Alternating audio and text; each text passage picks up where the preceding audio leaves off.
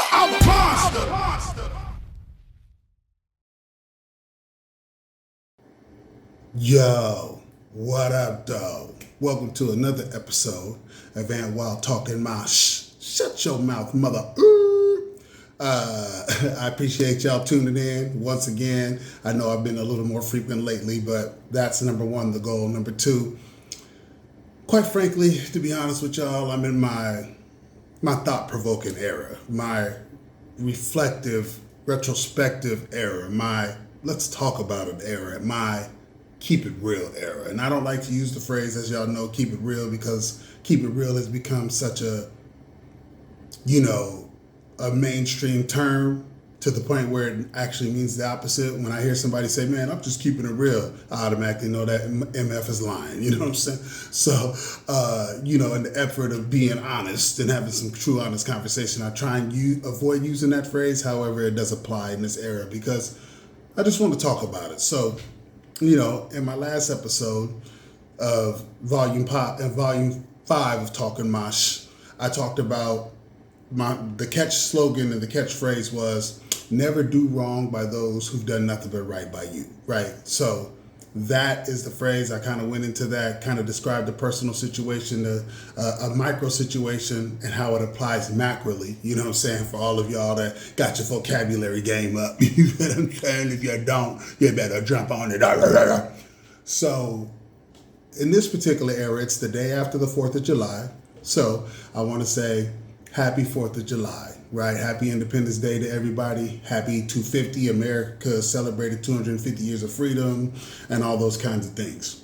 But in that, if you guys seen my post that I posted a clip of, and let me make sure I get it right. Okay, let me make sure I get it right.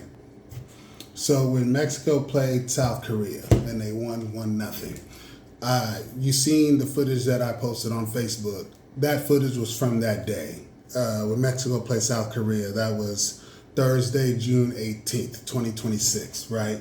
And I posted that footage. My boy Christopher Vuoncino, shout out to my guy, one of my dogs. We live in Long Beach, California. He's originally from New Jersey. As you guys know, I'm from Sacktown, hence the hat. Shout out to my guys, Jamie Dean Arco, Josh Ramirez, Pot Kings. This was one of the best delivery services in Sacramento before the government got a hold of dispensaries and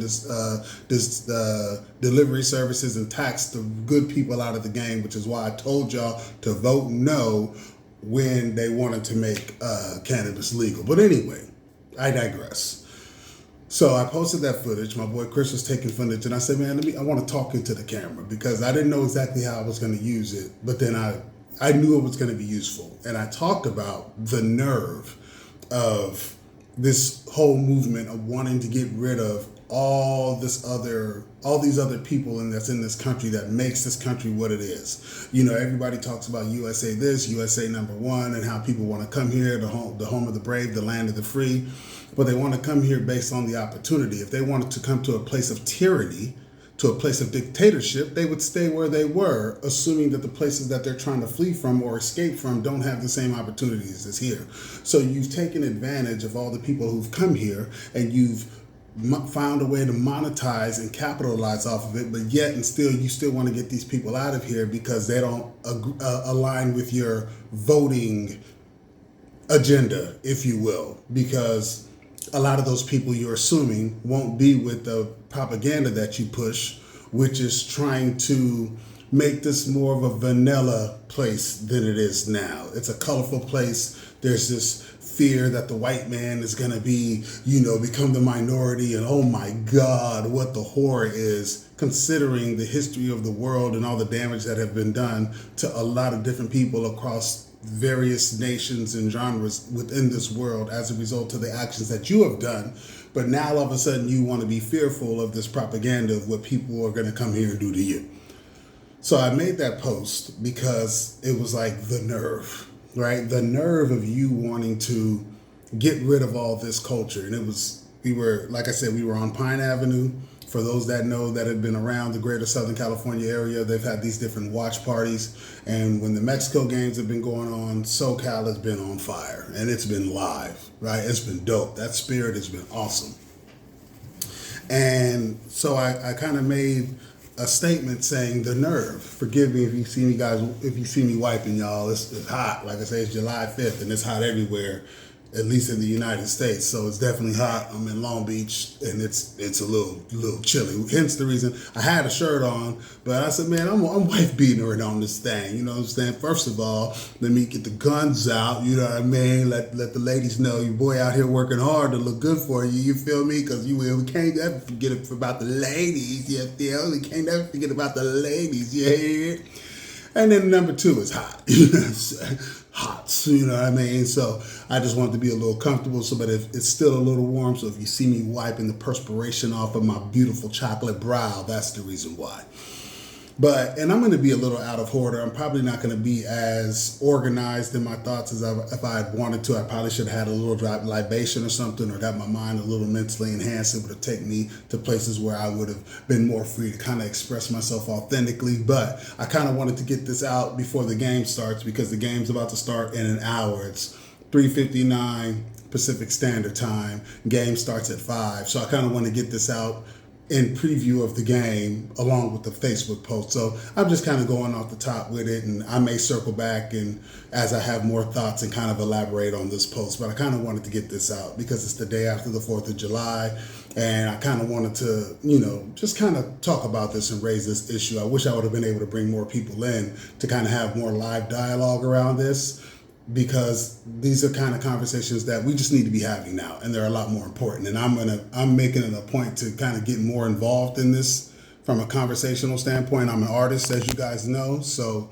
musically is how I usually express myself in these ways, artistically through scenes and skits and music, and using my voice in that artistic manner to kind of get these themes across. But I do want to talk a little more directly and step into this game of talking a little more directly, because we need more direct talk, especially with somebody who has a perspective like myself and others like me who have something to interject about this. I grew up in a very diverse place. For you guys that don't know, I'm from Sacramento, California. I'm from North Highlands, California. And I grew up, my father was in the military, which is tying all back to this post that I'm talking about here today. My father was in the military, and the vast majority of the good friends that I grew up with and families and all these kinds of things that I grew up with, we all grew up in this military culture and household. And that means that it's very diverse. As you guys know, when you're in the military, black, white, or whatever, you've traveled across the world, you find the loves of your life. It doesn't matter where they're from, whether they're from West Virginia, shout out to Big Will, God rest your soul, finding, Elizabeth Ann, that's his queen. They create two of my best friends in the world, which are brothers, Beat Up and Seed Up. Shout out to my guys. Or whether you find love in England and you're from DC, i.e. Bill Manigo, finding Lynn Manigo, having two sons who are two of my best friends in the world, and Bub and Varen, shout out to them. Whether you're from Louisiana, New Orleans and the Wards, from the Creole backgrounds and the Tenets, you know what I mean? I've known, so then you give birth to three sons, and our families grow up together. Their parents were watching us when my parents were on vacation. I had to go out of places, and vice versa. Our parents are watching them. They're living with us when they have to go out of, on vacation or whatnot. So that's Dwight, Martin, and Tanette, and everybody knows the relationship with me and Tanette. I mean, me and Tanette have known each other since we were 3 and 4 respectively, and literally have been rocking every day since. And the list goes on and on, along with the other neighborhoods, all the other neighborhood people, the Paul and Josh Ramirez's, right? The Jamie Arcos and Mike Arco, the Jamie Jones and Kahari Jones, AJ, Manuel, and Deneen, and if I'm missing people, it's not on purpose. It's just, I'm just naming names to show everybody that I've named, right? We all have diverse backgrounds. So this is what we grew up in. Right? This is what we grew up in, and we all see the world from very similar lenses. Obviously, there's differences, but we all see the world from very similar lenses. You got Brad Hackle out here, whose dad was a veteran, right? And the list goes on and on. You got DJ Hunter, right? You have, and then you go into the later people in K Park, Jolene, Joanne, Juliet, with Victor and Annette, from Guam, but dad served in the military. And again, the list, you got the Michael Piles, the Piles of the world, right? The list goes on and on. Craig Lassane, my guy, one of my closest friends on planet Earth. Another one of my closest friends, dad was in the military. Mark Smith, dad was in the military. So we are products of being from this country from a standpoint of parents of people, offspring of parents who've served. So when I speak about a lot of the injustices that's going on in the world and how I don't like how this country's moving, a lot of this propaganda is, oh, well, if you don't like it, go somewhere else. And, at first, as me and my queen have talked about, we looked into other options because quiet as kept, this is a hot ghetto mess. It's funny that we talk about ghetto and, I told y'all it's hot, you know what I'm saying? On top of the fact that I'm looking hot, you know what I mean? So that's double the trouble as far as the heat's concerned. But, we talk about this, there's this thing, we've looked at other places because it's a ghetto mess. Like, let's get back to this word ghetto real quick. Like, they talk about, ghetto, and you always think of neighborhoods. And those neighborhoods usually have black and brown people in them, right? And it's a ghetto mess. And what makes the ghetto what it is? People acting unorderly, unruly. There's no structure. There's no anything like that. Well, that's what we've never been in a bigger ghetto mess than the country we're living in right now. You know what I'm saying? And I know a lot of people that are watching this are people that I've grown up with or in the same neighborhoods with. And, we all kind of had these similar backgrounds. I'm sorry, Dennis Smith. I know I can't name everybody, but how could I leave off Dennis Smith? You know what I'm saying? Jason Catarini, right? These are other people. Listen to the names that I'm saying. We're all from everywhere else. And if I think of other people as I go, I don't want to make this as a roll call session, but there's just certain people I have to mention. You know what I'm saying? Because this is just a product of the environment that we grew up in, right? And so, when this ghetto mess is going on and you look at other places, look at other options, right? You have a high number of people who are leaving the country now because they just don't like the way that it's going. They don't like the dictatorship, the oligopoly that has formed, right? They don't like all of this. There's this level of control that they've ran their campaign on that there wasn't going to be control, and all they're really doing is trying to get the most control ever. And so, there was a period of time, and still is, we're still looking for escape routes, if you will, if need be, if shit hits the fan. I'm trying not to cuss y'all, but at the end of the day, I got to express myself freely. So if a couple cuss words come out, hopefully YouTube won't stop me from trying to monetize, because this is the stuff you need to allow to be monetized, because we're getting some real conversation out here. But if shit hits the fan, you got to kind of have a backup plan. Like, at some point, you got to be like, all right, man, we got to roll. And at first, that was the initial plan. Like, hey, man, we got to get up out of here. But then I started thinking about it. You see these clips, and these people be like, well, if you don't like it here, get out of the country. And I'm like, excuse my language, but MF, my father built this country. I ain't going a motherfucking place. You know what I mean? Like, what you mean if I don't like it, get out the country? I ain't going nowhere. My father built this place. And a lot of these people that are talking about if you don't like here, get out the country, ain't did shit to serve in this country. In fact, the main person pushing this propaganda dodged the draft. And this is the man that people are following when he has the nerve to talk about country pride. You never served. Has any of you guys ever served?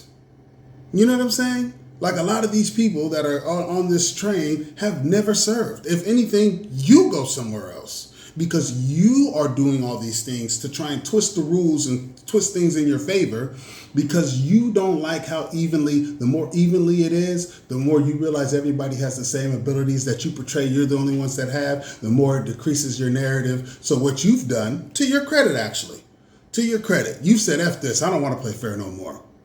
You know what I'm saying? We're just going to cheat. And we're going to buy people who look like you to come in and step in and buy into the cheat that we're doing, which is why you have the Stephen A. Smiths of the world. All of a sudden, you're Mr. Company Man and talking all this stuff. And I'm not even out here to diss. I'm just talking about the way I see it. Please, let's feel free to get on something and talk about it, because I'm not going to just be out here dissing you. At the end of the day, I'm respectful of your hustle. I'm respectful of what you came up in. You know what I'm saying? Like, I really am. I give you kudos. You somebody, and I'm not, this isn't about just to go a whole episode on Stephen A. Smith. I'm just using this as an example.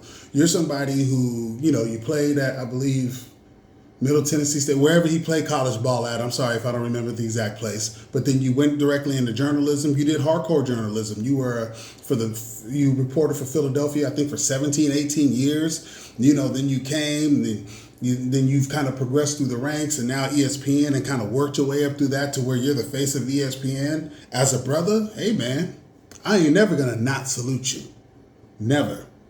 Because no matter what, for you to have to be able to do that, you've had to climb two mountains when the other person's had to climb one.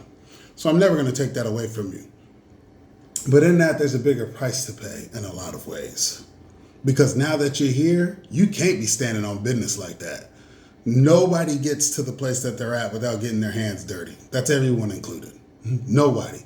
Nobody gets to the position they're at without getting their hands dirty. So I get it. You got to get on here. And a lot of ways you got to speak the propaganda. We ain't paying you $20 million a year to come out here and talk all this black righteous stuff. No, you got to get at them. You got to be the example of people that like us and all this kind of stuff, which is why you'll go at Jasmine Crockett without knowing a thing about her. But then when somebody else comes and calls you a low IQ individual, the whole get back at them is a lot more calm and, I want to get you on the show and all this kind of stuff. You don't have the same vitriol, using one of your words. You don't have the same aggression as people that look like you. That's the design. And you're feeding into that design. And he's not the only one, right? We have a hip hop artist that made her whole living on I bees in the trap. I bees in the trap. Like the whole thing you came up on was off of the culture that you are a part of. And now that you get to the place that you feel like you are at, now all of a sudden they say, okay, we're going to come get you. When you're the person that they've been talking about.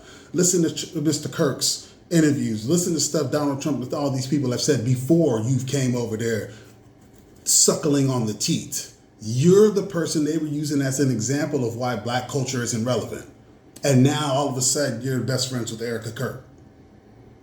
And you don't see that? And then the people following, y'all don't see that? Y'all don't see how easy that is? You know what I'm saying? Marjorie Taylor Greene, no matter what she's done, I'm probably never going to really trust her. No matter what she's done. You've done too much. You've said too much. You've been on the opposite side of my thought process too much. I say all that to say, she's waking up and she's saying a couple things. And now all of a sudden, she's like the Antichrist. When she was one of the main reasons you got elected and put into these places in the first place? Y'all don't see how finicky this whole thing is? That's what I'm talking about. So all the way back to the America 250 thing.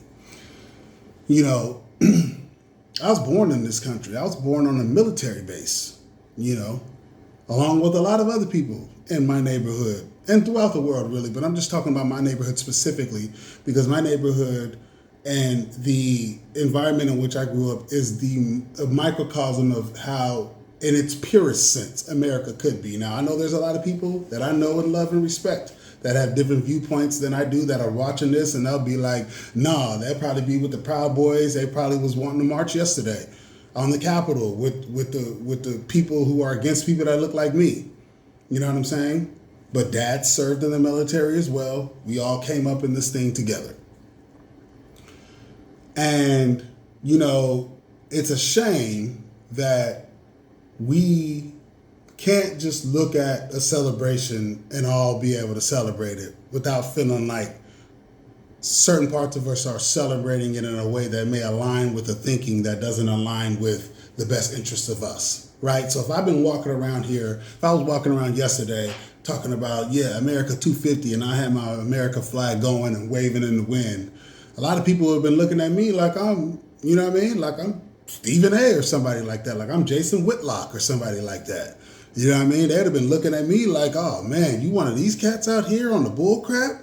And in fact, I could be the most militant cat out here. I could be the most person throwing up my fist in the air. I could be the most Wakanda, forever person in the world. But you've stolen that narrative for us that may want to be proud of being from this country and doing the 250. But if I do that, now I got to be aligned with you. When did that become politicized? I actually mentioned that in the song that you guys will be hearing.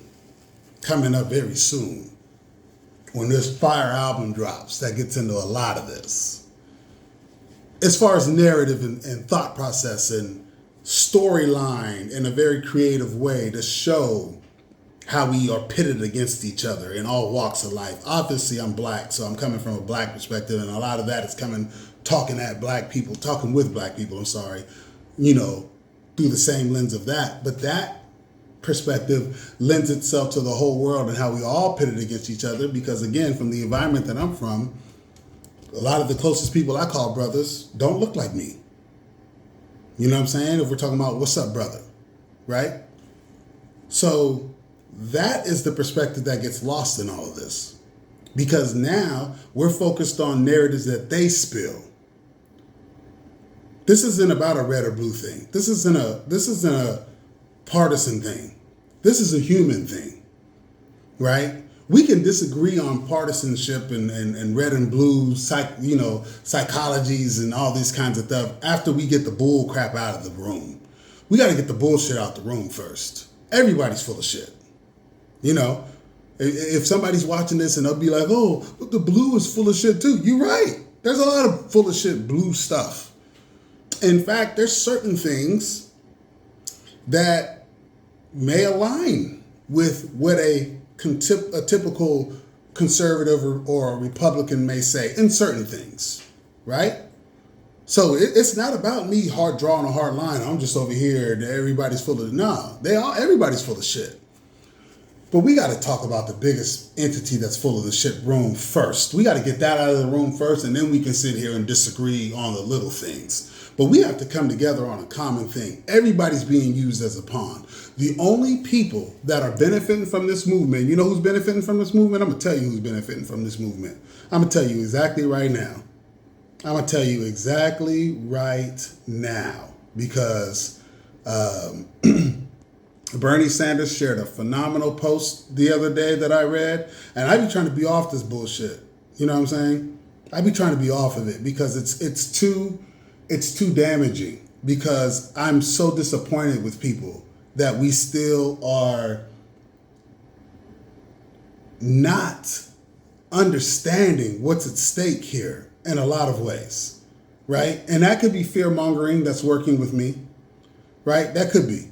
Right? Because maybe there are a lot more people who are like me who feel the same way that I do, and I know there are, which is why everything's going to get flipped in November, which is why I'm dropping a lot of stuff in November towards that. You know what I mean?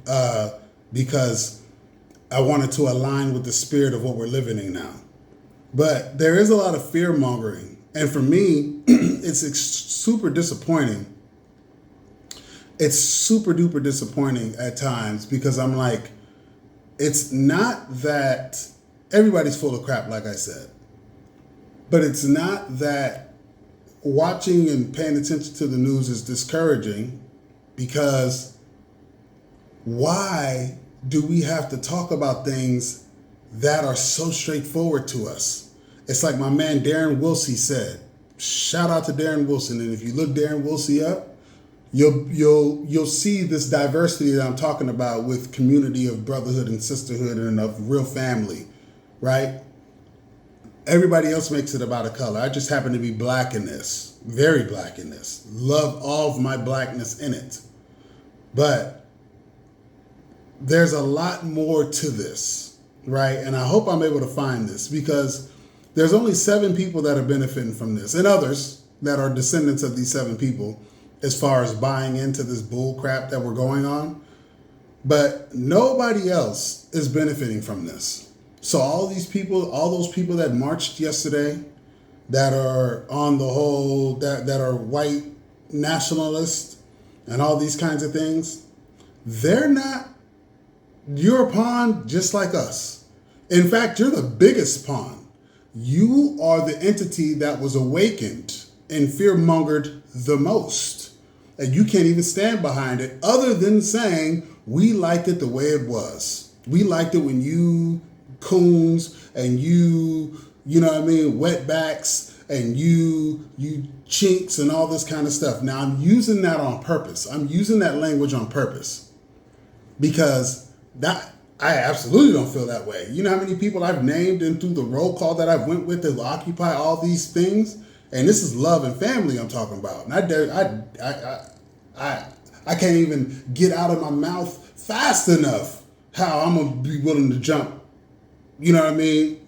If you disrespect anybody that I've named. But I'm using this language on purpose because this is the thought and how it gets across, right? All of you monkeys that are out of the cage. Now the monkeys are everybody. I know we're the ones associated with monkey. Hell, I'm the black ass gorilla. You know what I mean? And you know why I use the term black ass gorilla? Because it's me taking the power away from the narrative of you that want to use it against me. You know what? I am that dude. Yep. What did Kendrick say? My thing is big, my nose is round and wide, I got black skin. Yeah, I'm that dude. You fear me when you walk in? Cool. Let me be that dude. Let me lean into that. You know what I'm saying? You see me walk in and you with your girl, if she looking at me because I'm 6'4", big and black, and you think that I got these jungleistic abilities and I'm going to take her and do something with her intimately in a way that you can't, well, so be it. Yep. Because you know what? I will. You know what I mean? Like I will. Like if I ever wanted to do that, I would fit all those stereotypes. Damn, I bet you he has a big one swinging up under there. So I've been told. You know what I mean? Oh, he'll probably pleasure her and have her. So I've been told. You know what I mean? It don't do me no good to shy away from it. I'm going to be it. Hey, what did Red Man say? I'll be that. You know what I mean? So, yeah, I'm going to lean into that. But I forgot why I got on that. I'm going to be real. I was going to try and circle it back. I forgot why I got on that, and hopefully it comes back to me. But my whole point to it is we are all the biggest pawn. They're the biggest pawns. Because now you try and use, and here's where it's our fault. I'm going to tell you what's our fault. Black folk in particular.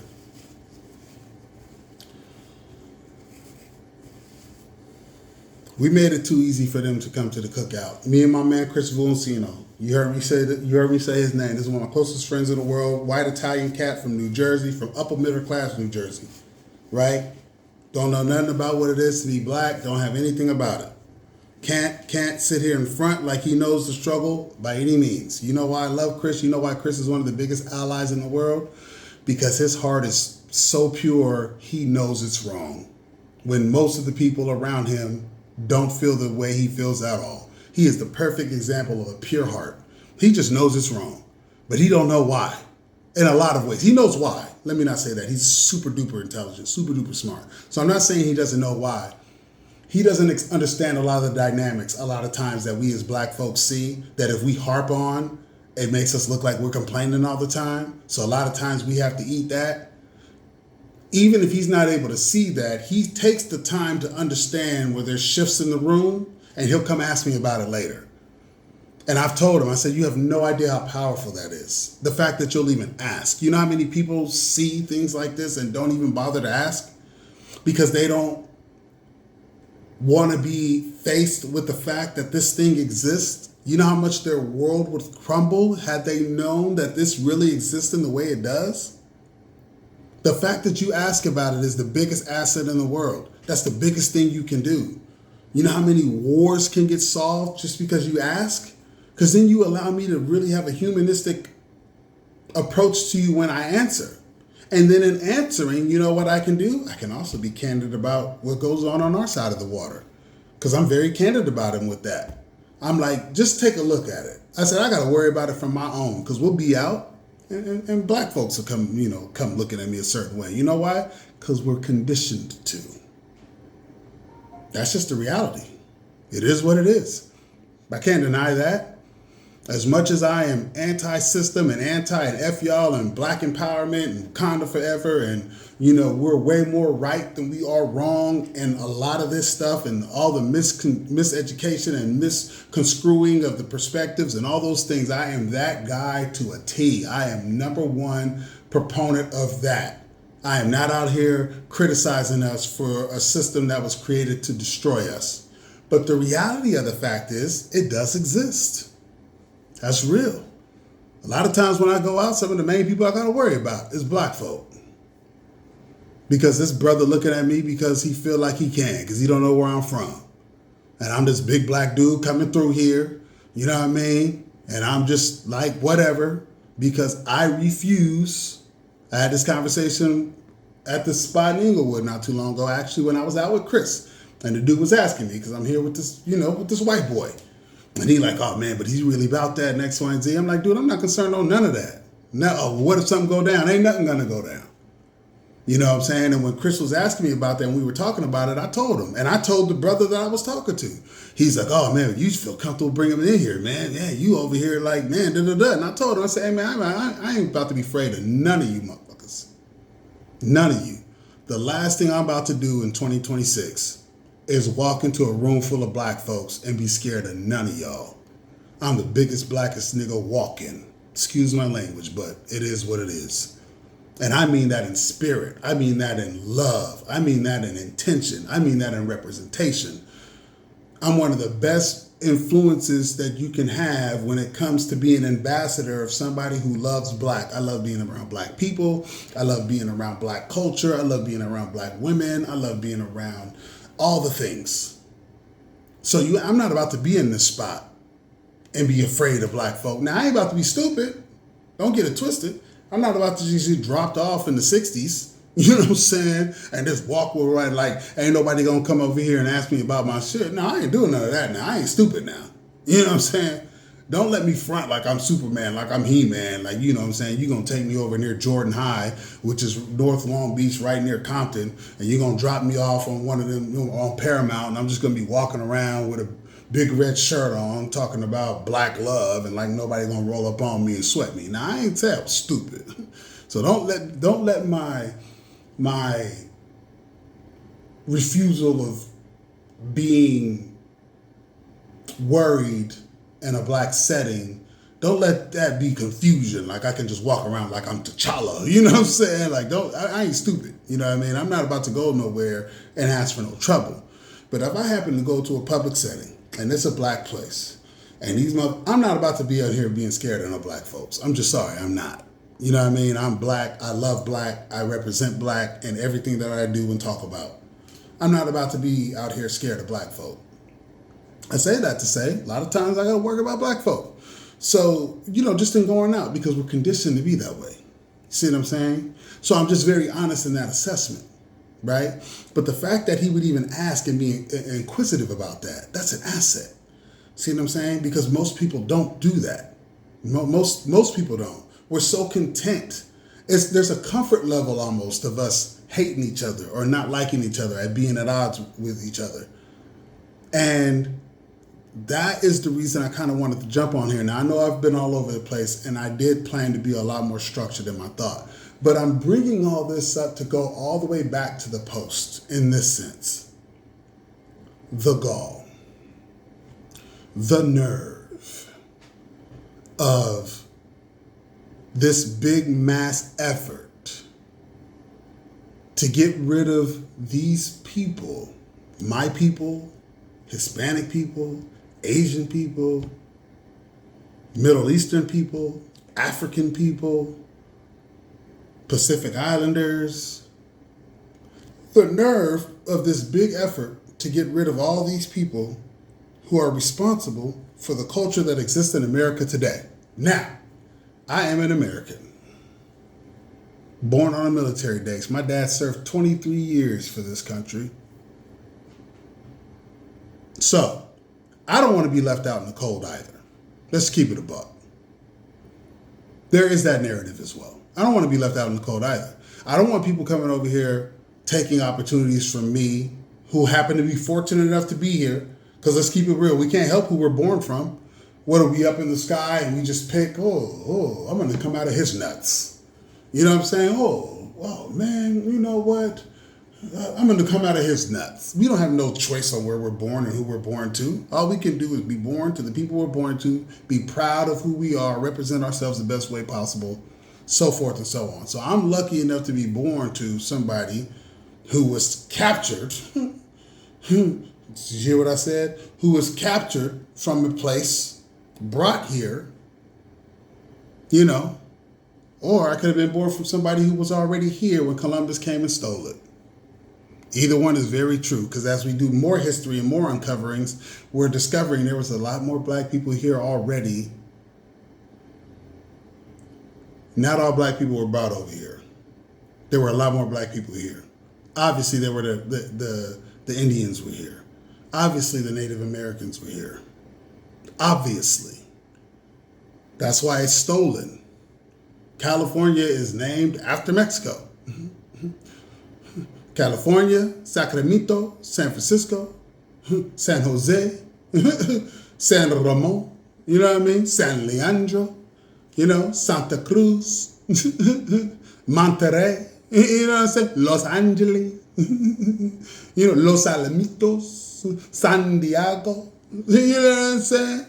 La Jolla, you know what I'm trying to get across? You know, Chino, Chico, you know what I'm saying?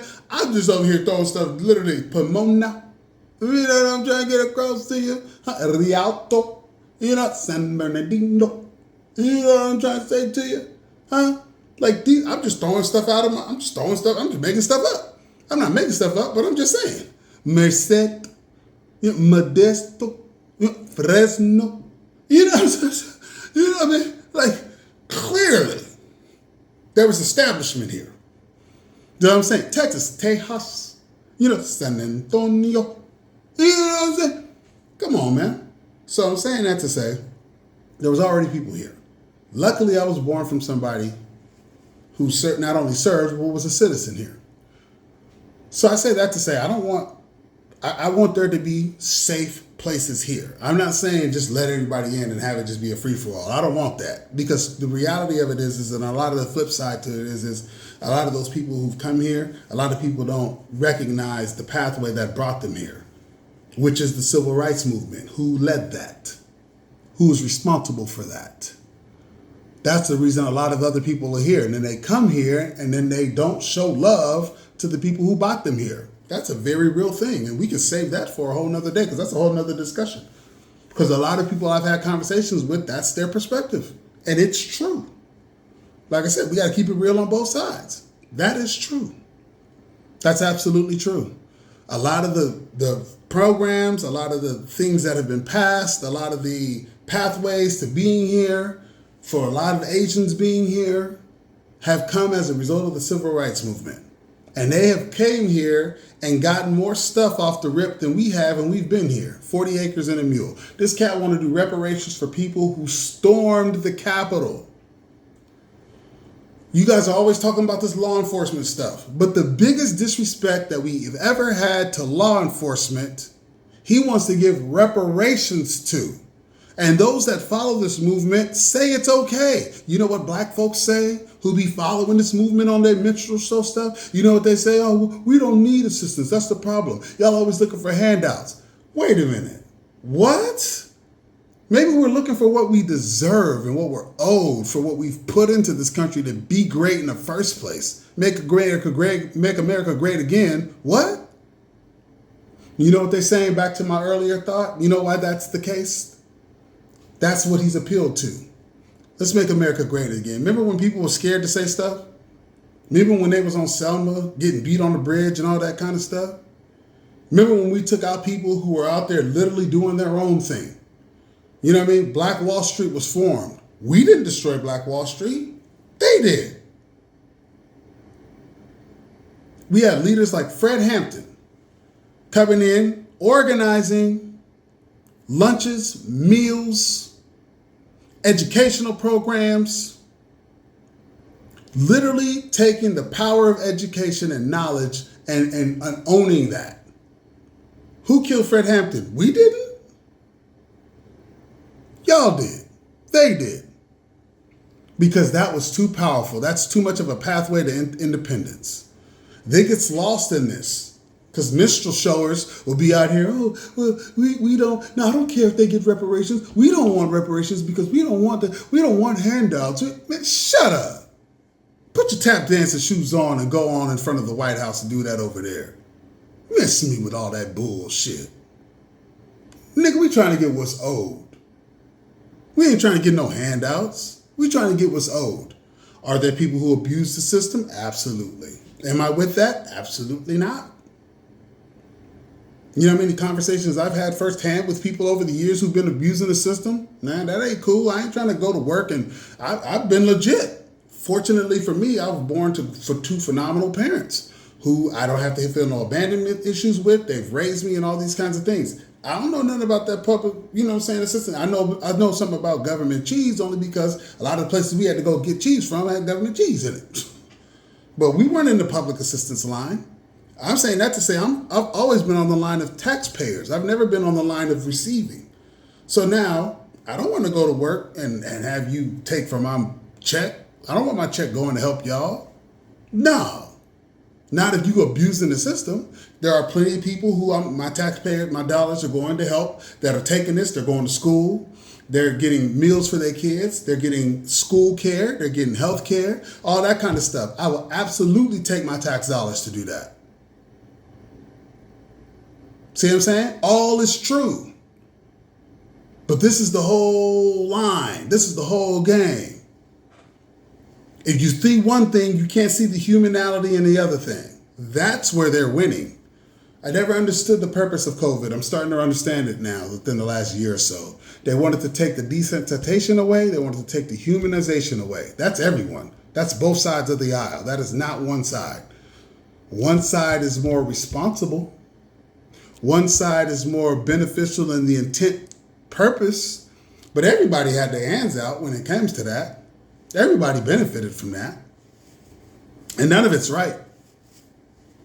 You know what I mean? But this whole ideology, you just going to wrap people up. Obama had some of the highest. He did, especially in his last couple years, right? The percentage was lower, but in the last couple years, he had some of the highest deportation rates. 93% of those people were convicted of violent crimes. Look at that difference. They need to get the hell out of here. I've been on that. I knew a couple of people I went to Sac City with that was here on some of that and kept getting in trouble and ended up getting deported. Hey man, good riddance. You came here, you had a shot to do right. Get up out of here. I'm all for that. Get up out of here. A little 5-year-old kid who's getting detained because you're looking for his parents and holding that person hostage. I ain't with that. I ain't with that. And a lot of those people who are being detained voted for this regime. And I'm not one of them people that's going to sit back and be like, oh, it's right because you voted for it. You shouldn't have voted for it.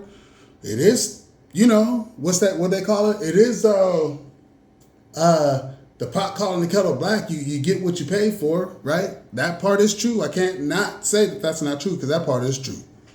But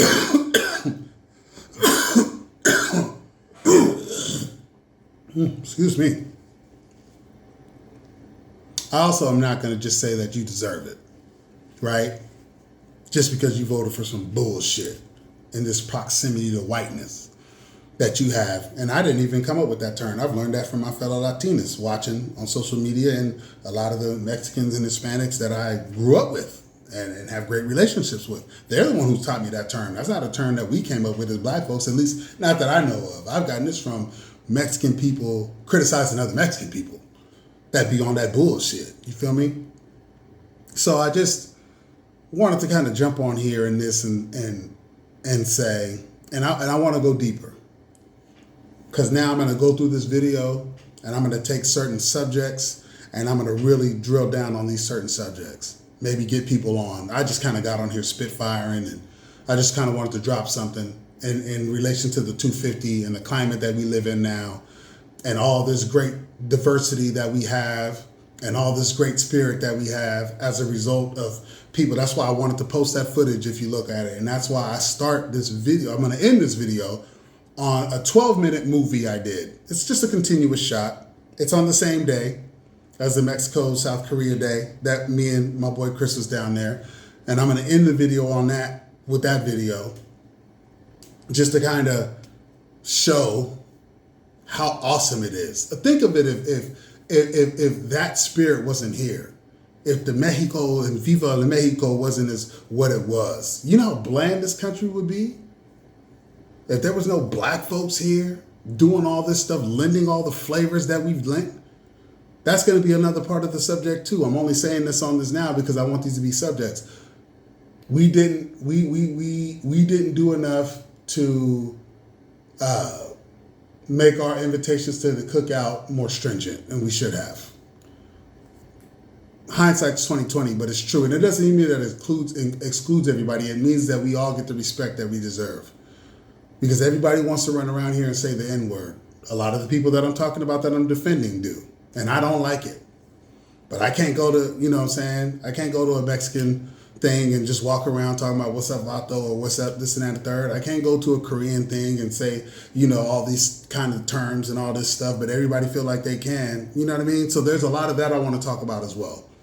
But in keeping it consistent with this, could you imagine if we didn't have no Chinatowns or no Koreatowns, if we didn't have no Juneteenths, right? We didn't have no Kwanzas, if we didn't have any Hanukkahs, if we didn't have any bar mitzvahs, quinceañeras. I think I said that right. Sorry, Latin people, because that's a whole Latin thing for everybody. Sorry if I mispronounced that. But could you imagine? How great would this country be if you didn't have all of this? If everybody who's just in the room was Tusk and Chump and all these other people. I use aliases on purpose because I don't want to get flagged for content. But could you imagine how bland this would be? Come on, man. The flavor exists because of that. That's why I dropped the post the way I did. So if you've been here as a result of that post, that's why.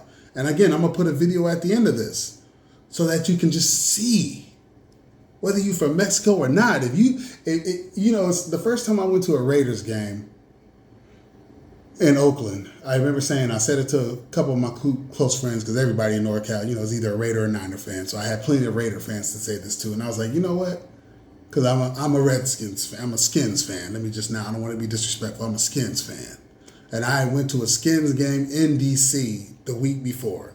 And then I went to an Oakland Raiders game. And if I was just a football fan, didn't have a team, going to that Raiders game, how could you not leave there not being a Raiders fan? Like that enthusiasm, that, you know what I mean, that black hole, just that, Now I haven't been to a game in Vegas. From my accounts, I've been to Allegiant Stadium a ton of times. I just haven't been to a Raiders game. From my accounts, it's cool, but it's not the same. But like at Oakland Stadium, you go to that goddamn Raiders game, man, everybody on top of each other, that black hole, man, that thing cracking. How could you not leave there and be a Raiders fan? It's kind of like this. If you didn't have a country to claim, like you happen to go down on Pine when they had the whole thing blocked off, and them Mexican fans is going to Viva Mexico and all that, man, that shit cracking, man. That's what makes this country what it is. How could you want to get rid of that? Because you don't like that. It don't serve your, you know what I mean? Don't serve your agenda. It's too colorful. It's too much fun. You guys are having too much fun. Sorry, Charlie Murphy. I was having too much fun. That's why. That's why we need to flip all this, so that we can make sure we have this same enthusiasm that exists, so that everybody can be out here. Because what they don't want is all of us getting on the same page. Because we get on the same page, it's trouble. So happy 250th.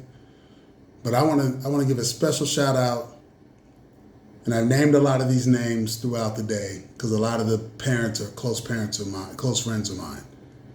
But the 250 is for the people who served us to be here. And us being here is celebrating all the things that I've talked about in these 49 minutes that I've been on here. Shout out to y'all. Bump respecting any entity that's out here on their personal gains thing. And I want to come up with them 7 names, because I want to talk about who this is really benefiting. Shout out to the men and women who served to get us here. I'm treating this like a Veterans Day, like a Memorial Day. F these entities that's out here doing it for their own personal gain. I'm thankful for those who got us here because I'm a product of one of the men who got us here. And that's what's up. That's the truth, Ruth Hutz.